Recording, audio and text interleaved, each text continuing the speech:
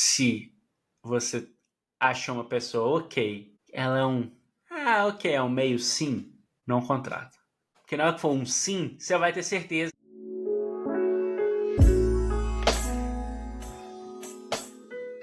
Olá, bem-vindos ao Papo na Arena, seu podcast semanal onde a gente indica e troca ideias sobre conteúdos que a gente lê, ouviu, assistiu, sempre trazendo a visão de produto para discussão. Eu sou o Arthur e a Ivy completou 4 meses. Eu sou a Palmas, parabéns. Eu sou a Ix. E agora você tem o hack, né? De quando você não tem frase, aí você usa acontecimentos da vida da Ivy. É isso. Mas parabéns, Ivy, pelos 4 meses. E essa vai ser a sua intro? Essa é minha intro. Parabéns pra Ivy. Usei Nada, essa e aí intro. você vai e se aproveita disso, né? Espertinho, olha É só. porque fica muito falta de educação se eu não der parabéns pra criança, entendeu? Pô, que cara educado, tão Eu vendo aí, né, sou um ouvintes? lorde. É assim. Bom, no programa de hoje, a gente vai falar sobre contratação de PMs e de líderes de produto também. Mas antes da gente ir pra pauta, deixando aqui, ó, um recadinho que a gente esqueceu de dar no início, nos últimos programas. Vai lá, deixar seu like, seu comentário, avaliar o episódio, independente da plataforma que você estiver ouvindo, seja no Spotify, no YouTube, no Apple Podcast, porque isso tudo ajuda muito o podcast a crescer. E, se você curtiu, compartilha com um amigo, uma pessoa. Assim, o podcast chegar a mais pessoas ainda e você ajuda a gente a espalhar a mensagem da Arena. E o que a gente tem de Jabazex essa semana? Vou ser rapidinho no jabá, porque no último episódio a gente já falou bastante. Falou o primeiro curso de plataforma para PMs, junto com a Renata de Lima, teve participação especial da Sheila. Tem videozinho lá no nosso Instagram, depois você vai lá dar uma olhada, dá uma moral lá pra gente. Mas para fechar o Q1, sabadão agora, tem o quê? Tem a Ix e eu e a Ix, no curso de métricas de produto. Eu sou suspeito pra falar, assim, mas o material tá sacanagem, tá? Tá sacanagem de bom. Tá cheio dos exemplos, cases, um monte de cagada que eu e a Ix já fizemos. Então, assim, se você não assinou ainda, assina e a gente se vê na arena. Tá? Sabe que quem é ouvinte aqui tem R$ 150 de desconto. Vai lá. Sem churumela, você divide lá de trocentas vezes na Hotmart, ou pode pagar à vista mesmo e tal. Você sabe, vai lá, assim, e pode assistir todos os cursos que a gente já teve, todos que a gente ainda vai ter, inclusive os presenciais. Então, é isso aí. Muito bem, agora sim, bora lá pra pauta? Bora lá! Na semana passada, a gente fez um encontro de liderança aqui em São Paulo, inclusive mandar um salve pro Amor, pro Lucas e pra Serena, né, que abriram o espaço pra gente. E um dos tópicos foi gestão, contratação de pessoas. Coincidentemente, eu vi uns posts do Tom Tungas e da Amivora sobre contratação, entrevistas e afins recentemente. E aí eu fiquei pensando, por que não a gente falar sobre isso, né? Que é um tópico que eu acho que a gente já falou sobre camadas e etc, mas acho que a gente nunca entrou muito a fundo nele. Os textos estão com contextos diferentes, né? O texto do Tungos é mais sobre como avaliar skills, né, nas entrevistas, principalmente agora com AI. E o da Amivora é mais sobre contratação, né? O título, inclusive, é The 3 Biggest Mistakes Leaders Make When Hiring the First PM. Então, meu caro, eu queria que a gente dividisse esse papo aqui em 2 partes. Indo para o aspecto do texto da Amivora, de quando é a hora de contratar e como avaliar quem se precisa contratar e etc. E o segundo, durante o processo de contratação mesmo, entrevista, perfil, que esperar e etc. Bora lá? Boa! Cara, eu tava até refletindo enquanto eu li o texto, né, e escrevia meus pensamentos sobre qual é a hora de contratar numa empresa. E a minha conclusão é de que não tem resposta certa, porque eu sinto que cada empresa e cada produto se comporta de uma forma e nascem novos produtos ou fluxos ou funcionalidades de formas muito diferentes, né? Uma empresa que tem um produto único por, sei lá, 3 anos e outra pode ter 3 produtos no espaço de 6 meses, né?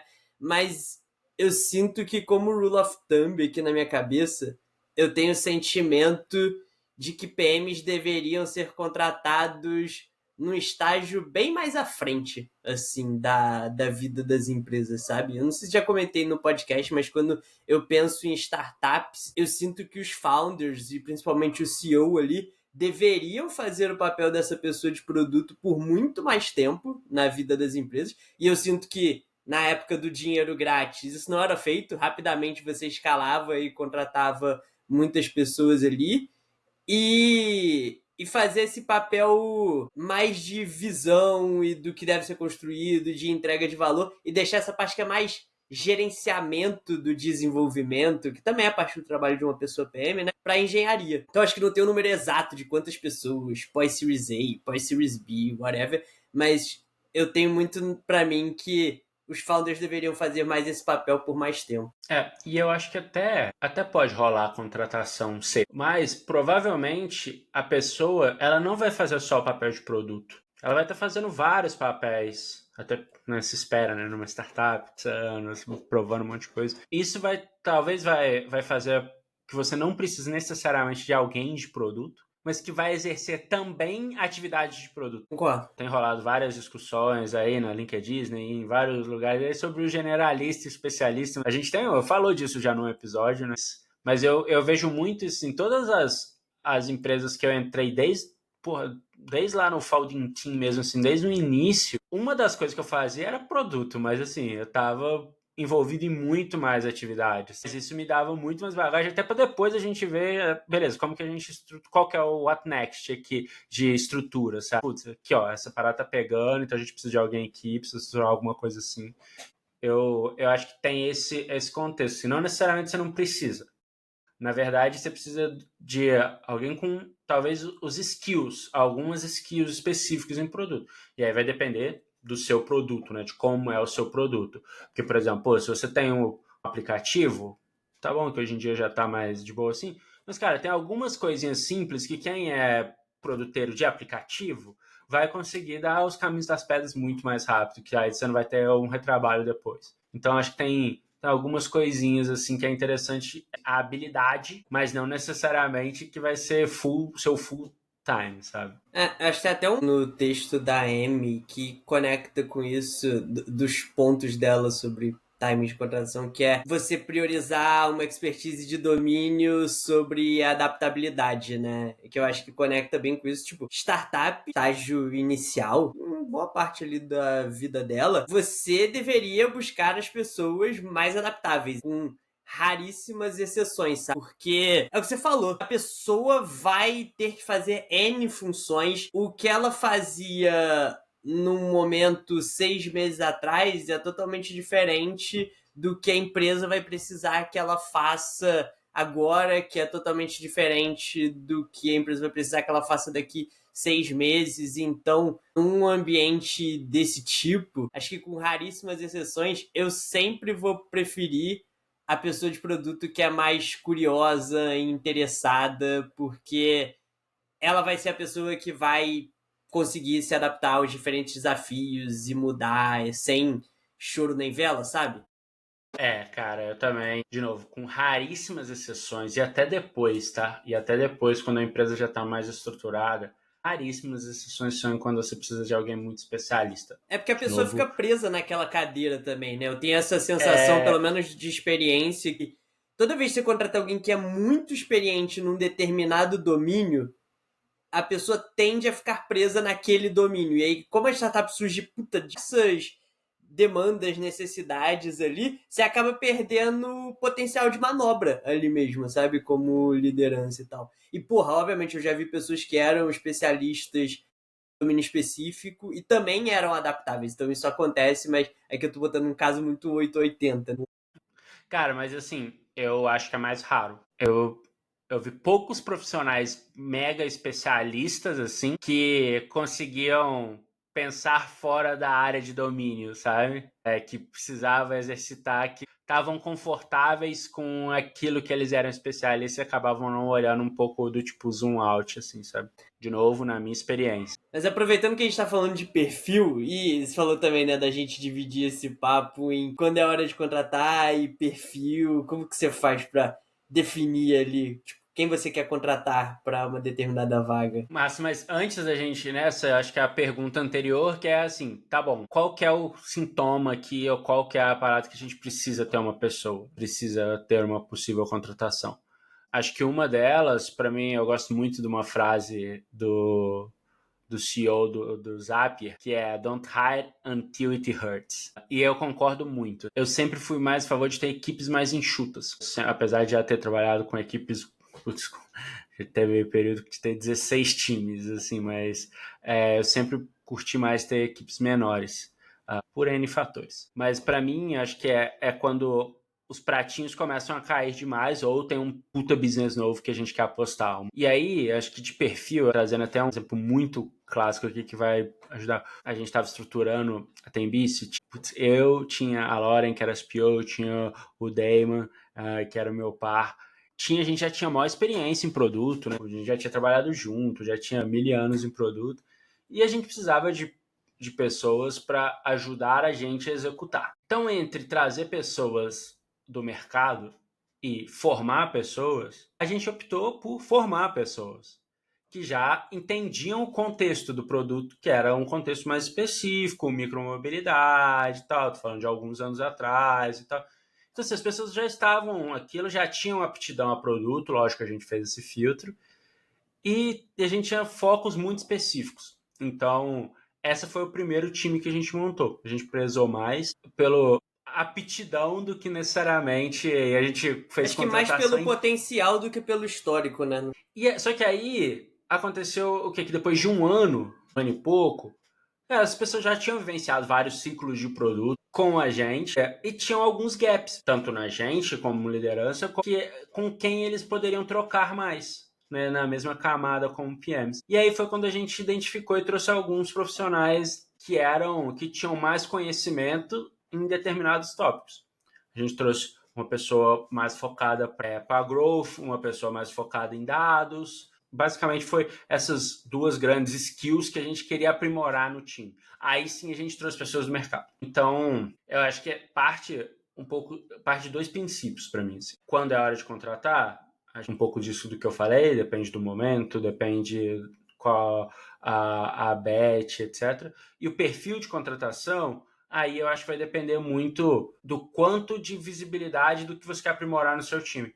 Porque a gente sempre quer fazer isso. Então, ou você vai fazer uma substituição, e aí até quando você está fazendo uma substituição, você está tirando uma pessoa porque talvez ela não está performando ou já acabou o ciclo dela em algum contexto. Então você quer dar um up nesse contexto. Então é como aí o papel da liderança para mim é muito importante, como que ela mapeia as dores e delícias do time para ver que tipo de outro encaixe de Lego ela vai precisar, sabe? Total. Você falou muito sobre não tem time, preciso formar, né? E aí agora você começou a falar sobre, beleza, preciso repor, preciso construir, expandir e tal.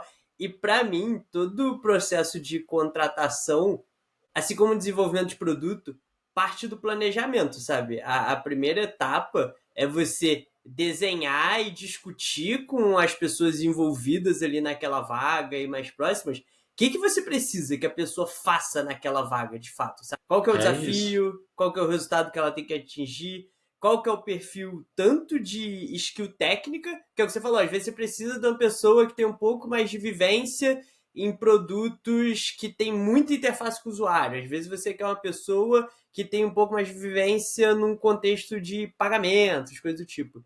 E comportamental, né? Tipo, eu acho que toda empresa hoje em dia tem entrevista de cultura e tal, mas eu sinto que tem um negócio do processo de entrevista que vai além da cultura, que é tipo, que você quer, a forma que você quer que a pessoa se comporte mesmo, sabe? Quais são os traits de personalidade, às vezes, que a pessoa tem que ter para aquela vaga. Às vezes você precisa de uma pessoa muito analítica, às vezes você precisa de uma pessoa que seja aquela pessoa dos relacionamentos, porque é uma vaga que é uma posição que exige muito relacionamento. Então, definir tudo isso e quais são os bons lugares para recrutar essas pessoas.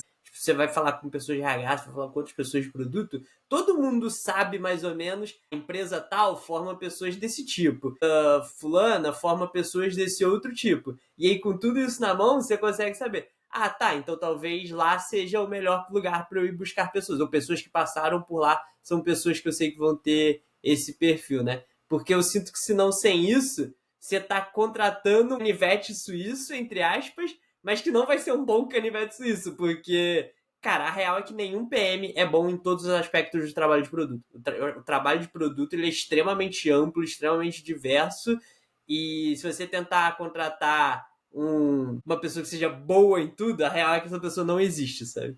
Não, esse unicórnio aí não existe, não. Não existe. E tá aí, você falou uma parada de, pô, entender o que perfil que você precisa, como que é. Pra mim, inclusive, foi um dos tópicos que eu falei lá no encontro de liderança que rolou semana passada.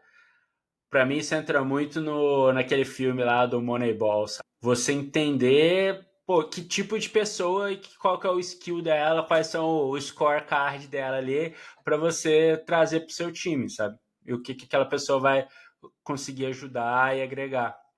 Isso pra mim é muito bom. E tem uma outra menção aqui que eu acho que vale muito fazer. Tem um seriado na Netflix, eu acho que eu já recomendei aqui em algum outro momento, que é o The Coach's Playbook. Muito bom. Ele é muito bom, Eu por acho que eu já sinal. recomendei ele na newsletter, na época que a newsletter saía e tal. Contexto bem rápido, eles entrevistam técnicos e técnicas de times de alta performance, né? Tem a treinadora da seleção americana de futebol, de basquete também, tem o treinador da Serena Williams, tem o José Mourinho, enfim, tem vários treinadores. E quando eles vão, no episódio do Mourinho especificamente, ele fala muito isso da montagem do time do Porto, né? Então o time do Porto estava passando por um período sem vitórias, etc. O time era o que tinha mais dinheiro em Portugal para fazer contratações. Ele falou, cara, eu não preciso dos melhores jogadores, eu preciso que a galera se conecte de novo, a torcida se conecte de novo com o time. Então ele foi lá e contratou o Maniche lá, que era um foice, mas o cara era típico de uma região específica de Portugal. E aí é aquela parada, né? Com um monte de gente boa, vira um time de fato, né? Não era um monte de jogadores só, viraram um time que aí potencializa os caras. Até quem é meia boca ficou bom.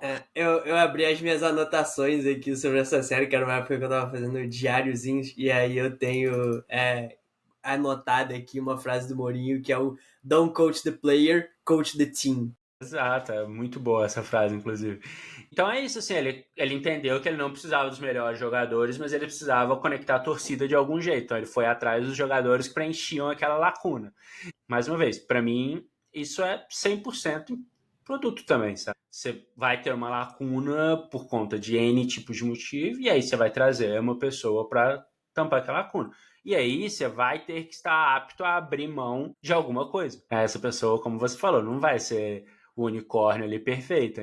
Beleza. Aí a importância do papel de quem está contratando é aquilo que você falou, né? Por que você está contratando? O que você precisa preencher? Que lacuna? O que você espera dessa pessoa? Então, o Cara, que você espera dessa inclusive, posição? exercício que eu gosto eu curto fazer um doc de onboarding para as pessoas que eu contrato, né? E aí uma das sessões do meu doc de onboarding é por que trouxemos você? Que é justamente para dar um destaque nisso. Quais foram os pontos ao longo do seu processo, da sua entrevista, que você ticou caixinhas que eram as caixinhas que a gente estava buscando e também para trazer? Pô, talvez sejam essas as coisas aqui que você vai precisar evoluir nessa vaga, nessa posição ali, para já trazer essa clareza para a pessoa desde o dia zero dela, sabe, na empresa. Ótimo ponto. Eu também faço uma coisa parecida, que eu falo o que eu quero o máximo potencial nesse momento. E as coisas que eu identifiquei, que assim, eu vou te falar se quando eu quero que você ataque elas não, porque agora eu preciso disso para alinhar a expectativa, né? Porque é aquela parada, se ninguém fala, a gente sempre acha que tem um monte de coisa que a gente quer evoluir. Todo mundo tem um monte de coisa que acha que quer evoluir, mas muitas vezes não é a coisa que o momento e a empresa pede e precisa que você evolui. Então, Total. essa é uma parada que, como líder, seja para uma pessoa que já está, seja para uma pessoa que você está trazendo, é fundamental alinhar o jogo. Cara, e uma parada que você falou que me lembrou agora, Eu não lembro, cara, se eu ouvi isso em algum lugar que eu trabalhei, se eu li isso em algum lugar e tal, que é sobre o processo de contratação, que é não tentar contratar a pessoa que é nota 6 em tudo, a pessoa que tem menos defeitos, vamos dizer assim.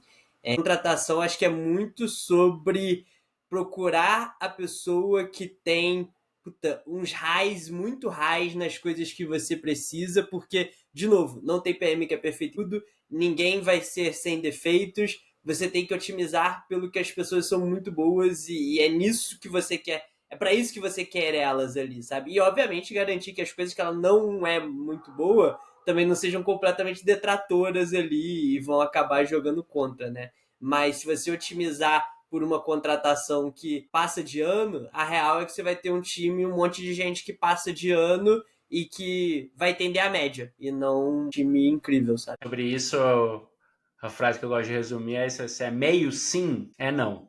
Exato. Se é um extremamente sim, trata na hora. Exatamente. Oh, e vamos falar um pouquinho do texto do Tom também, sobre AI e como isso impacta o processo de contratação de pessoas de produto? Bora. Começa aí, suas anotações. A primeira coisa, e me lembrou um texto que eu vi mais recentemente, que é lá do Pragmatic Engineer, que é sobre, cara, personas de AI que foram pegas no processo de contratação de devs, assim. Os caras quase foram contratados e foram pegos ali numa das etapas finais de entrevista, tipo, porque não conseguiam fazer um sinal com a mão que o contratante pedia para eles fazerem, porque era uma imagem por vídeo ali, né? Era uma AI generated pessoa ali. E muito louco pensar que em breve a gente vai estar vendo isso em escala, eu acho. Tipo, já devem ter pessoas e empresas que são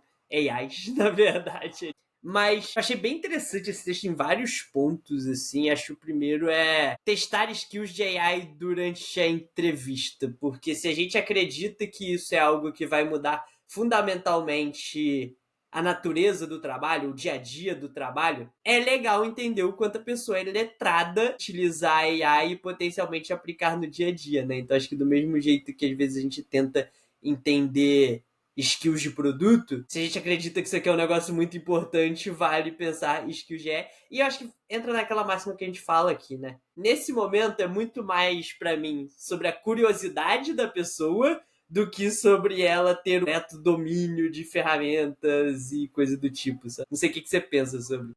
Não, e você falou uma coisa que pra mim é uma das perguntas que eu sempre faço. Quer dizer, a pergunta evoluiu nos últimos anos. Antigamente era como você busca isso no Google? Pra entender até como que a pessoa buscava, né? Depois tá, tem esse problema aqui. Como que você automatiza isso aí usando ferramenta de no-code sem ter uma pessoa engenheira contigo?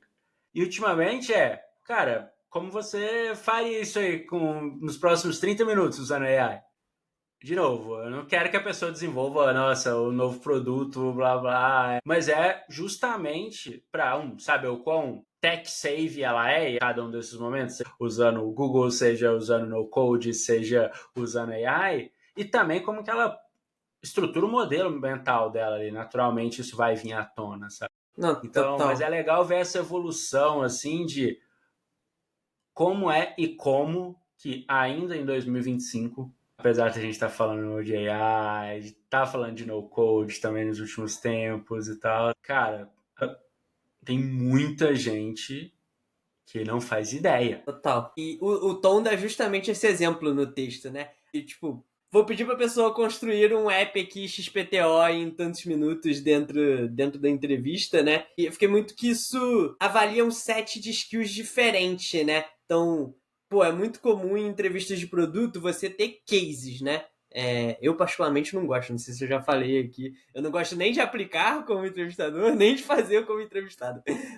Por quê? Por quê? Não, agora eu quero saber por quê. Cara, eu prefiro saber das experiências da pessoa e a gente discutir sobre as experiências do que ver se ela é boa em case. Porque, pra mim, o case, a pessoa pode ser excelente de fazer cases e não ter, tipo, de fato a experiência ou coisa do tipo. Então, eu sinto que conversar sobre as experiências da pessoa e aprofundar nessas experiências me diz muito mais sobre se aquela pessoa vai ser uma boa pessoa de produto do que um case. Acho que a diferença para mim são cases ao vivo ali, que são muito mais rápidos e dinâmicos e você quer explorar pontos específicos. Pode fazer, eu prefiro live case, assim, não live é nem case. se prepara antes, tá Isso, ligado? exato. Esse eu gosto. Mas o que eu ia dizer? Vamos... Os cases, né, eles avaliam como a pessoa pensa. E é isso que normalmente eu, quando tô entrevistando uma pessoa e faço um case ao vivo, eu tô preocupado com isso. Não é dar uma resposta certa, é como que você pensa. Se você faz uma entrevista desse estilo de AI, tipo, construa algo, vamos pesquisar algo juntos e tal, acho que a avaliação aqui é um pouco sobre como a pessoa pensa, mas é como você faz perguntas, sabe? Que é um proxy de como ela pensa. Que eu acho que tem a ver justamente com o que você falou de como que você pesquisaria isso no Google. Pô, vamos fazer um research aqui sobre um assunto e discutir sobre. Como que você faz essas perguntas? Sabe que no fim é uma das principais skills de uma pessoa de produto. As perguntas que você faz. Principalmente sobre assuntos que você não sabe. Que é muito do nosso dia a dia, né? Total. E realmente, essa parada de se a pessoa é uma pessoa mesmo... Tá, eu vi outro dia um tweet desse que o cara só foi pego porque deu reflexo no óculos dele, tá ligado? Ele tava fazendo a busca com o GPT na hora ali, do tipo, nas paradas, tava respondendo, pô, tudo muito certo. E a galera contratou ele, inclusive, mas ele tava falando, pô, isso é muito bom que você sabe se virar, quero ver no dia, a gente quer pagar pra ver você se virando agora no dia a dia, sabe? Cara, isso é muito doido, né? É que eu sinto que a gente contrata pra vagas que são muito ainda... estão muito centradas no ser humano, então eu acho que vai demorar um pouco a mudar ainda. Mas acho que vagas muito técnicas ou processuais, a gente vai ver uma mudança assim, na forma como se contrata, porque a forma como se contrata atualmente não vai funcionar mais nesse novo mundo. Assim. E só um último ponto sobre o texto do Tom, assim, que eu acho legal dos exemplos que ele dá. Eu acho que essa coisa de vamos construir um produto, construir uma jornada, alguma coisa assim, te permite ter muito mais senso de design, product taste da pessoa do que cenários que a gente tinha antes, porque você vai estar construindo ao vivo com a pessoa, né? Desenha no frame, board, qualquer coisa. Tipo, você vai estar vendo designs formando e você vai estar discutindo em cima daquilo, vocês vão estar iterando. Então, acho que ajuda a pegar esse senso de design de produto mais fácil. Com certeza. Para fechar, fala aí seus hot takes. De AI ou do geral? Não, no geral que a gente discutiu aqui. Cara, duas coisas. Founders deveriam fazer o papel de produto por muito mais tempo nas empresas. E eu esqueci de reagir ao que você falou, tipo, só contrate quando doer, né? Vê se essa dor é uma dor de verdade. Ou se é uma dor que é contornável. Que eu sinto que às vezes, se você fizer uma análise minuciosa, dá pra manusear ali. Pessoas de produto deveriam estar se familiarizando com ferramentas de AI, principalmente buscando novas vagas, porque isso vai ser cada vez mais pedido. E o importante não é ser especialista, mas ser curioso nelas. Para mim, a X. Não sei se outras pessoas estão contratando pensam igual, mas para mim a X é isso. Indo na mesma linha, na parte de entenda Moneyball ali, faça bem a sua análise para entender que tipo de pessoa, que tipo de perfil você precisa, pecinha de Lego você precisa e se você precisa. E acho que 2, se você acha uma pessoa ok, ela é é um meio sim, não contrata. Porque na hora que for um sim, você vai ter certeza, aí você contrata. Porque isso aí vai... Bom demais! Vamos pro produto da semana? Bora lá! Você começa essa semana. Hoje eu começo, eu falei essa frase pra você quando a gente estava dizendo o produto da semana, o meu é o Google Slides para fazer as apresentações do curso do final de semana e o Miro no trabalho, porque é só o que tá sendo minha vida agora. Não tô usando nenhum produto legal, nada diferente, então é pure work aqui. Final de quarta é isso aí, né? É isso. A nossa vida. Bom, o meu, cara, é o Waterminder. Eu não sei se eu já recomendei ele, mas é um app de tracking de quanta água você tomou no dia. Só que o que eu gosto dele é o aplicativo do Apple Watch, que ele tem já os atalhos ali. Eu já deixo ele na tela principal. Eu só preciso dar tipo 2 toquezinhos ali e ele já adiciona a quantidade de água que eu tomei. E aí, como eu tomo água nessa negócio aqui, eu já sei quanto tem aqui. Tem 1 litro 250. Então é isso, putz, acabei uma, vou lá, tipo, tá, então quando eu tomo um golão, já sei, putz, aqui tem umas 300 ml. Então ajuda porque, bom, tô bem healthy analytics aqui, então é isso. Cara, eu nunca entendi quem precisa de reminder pra tomar água. Tipo, pra mim é impensável. Não, eu não tenho, o meu Você não é lembrete, é só pra registrar, né? Mas me o meu é lembrou mais sobre registro. isso. É. Mas é um app que eu usaria também antigamente pra me lembrar de tomar água, porque eu não gosto de tomar água. Eu Que tomo isso? porque, né, faz bem pra saúde. Mas Cara, a água não tem gosto de nada, a pô. água é muita convicção de que eu uso a água como se fosse um cigarro, tá ligado? Puta, preciso pensar, toma água. Caralho, tô ansioso com o É, negócio, eu tomo um gole d'água. Aí nisso eu tomo 3 litros d'água no dia. olha aí. O que a galera mandou aí pra gente? Ó, o Henrique Boss mandou Kong API Gateway, tá aí fazendo uns testes muito loucos aí. O Marcos Magalhães mandou o aplicativo 12 minutos. Nossa, tem tempo que eu 2 não via minutos. Tá falando lá, desse app. tá sempre no top lá da App Store. A Karina Sato mandou um app que é parecido com o 12 minutos, chama Headway. Nunca tinha ouvido falar também, que é um app que faz resumo de áudio em 15 minutos, né? De livros assim, 15 Não é minutos, o não é 12 12. minutos, é o Não é 15 12, minutos. é. Perfeito. A Bruna Fragelli mandou o Timer Shifter e é muito interessante esse app. Eu gostei muito da ideia dele, que é ele ajuda você a se preparar para o jet lag. Então assim, pô, cara, você tá num fuso tal, tá indo pro fuso tal, então no voo tenta dormir em esses horários, tenta ficar tipo com o olho fechado, tipo pouca claridade, tal, coloca muita claridade nesse horário que vai diminuir para ajudar a diminuir. Achei muito interessante. O que mais? O Glauco mandou o tag sem parar e o Amu mandou Suno AI. Muito E foi bem! isso. Hoje teve menos, hein? Vocês já foram melhores em mandar a app da Pois é, mas hoje semana. a gente. Mas eu vou fazer um coisa aqui. Que hoje a gente postou de manhã como foi o curso no final de semana. E Entendi. postamos só de tarde, como dos aplicativos Então a culpa é aqui. sua. Essa é a A culpa é realidade. minha. Então Desculpa, perfeito, a gente. culpa é do Arthur. Foi Reclamem mal. com ele aí nos comentários.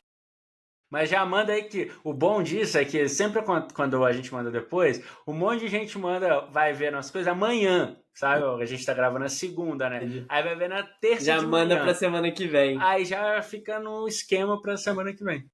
É isso. Muito bem, continue mandando pra gente os seus aplicativos, seus produtinhos da semana. E com isso, a gente caminha para encerrar mais uma edição aqui do podcast. Estamos na 75, estamos a cada vez mais próximos da edição número 100 do Papo na Arena. E relembrando, vai lá deixar seu like, deixar seu comentário, deixar seu 5 estrelas, onde quer que você ouça, compartilha com seus amigos, com seus familiares, com qualquer pessoa que você acha que possa gostar desse conteúdo. E segue a gente lá nas redes, @x, @ArthurClose com K e @ProductArena. Final de semana, curso de métrica de produto, tem R$150 de desconto aí. Se você não achar onde tá, manda mensagem para mim, manda mensagem pro Arthur que a gente te manda. Vai lá, porque vai ser muito da hora. E semana que vem tem mais. É isso. Semana que vem a gente vai contar, eu não vou me segurar.